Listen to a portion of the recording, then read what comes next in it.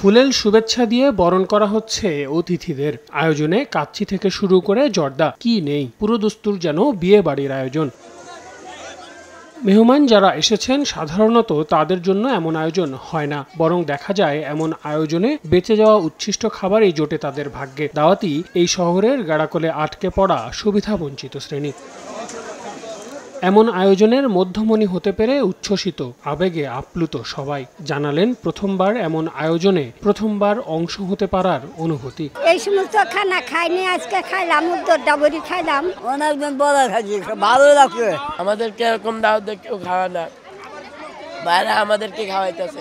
16 বছর আগে খাইছিলাম এটি খাওয়ান, আবার আজকে খাইলাম। ভাসমান 3 শতাধিক মানুষকে দাওয়াত করে তাদের জন্য মেজবানি খাওয়ার আয়োজন করেছে পারি ফাউন্ডেশন। সংগঠনের সদস্য এবং স্বেচ্ছাসেবী থেকে শুরু করে আয়োজনে অংশ হওয়া সকলের চোখে মুখেই আনন্দের ছটা। আমি ওনাদের হাতে বেড়ে বেড়ে খাওয়াইতে পারতেছি, এটা তো আমার সৌভাগ্য।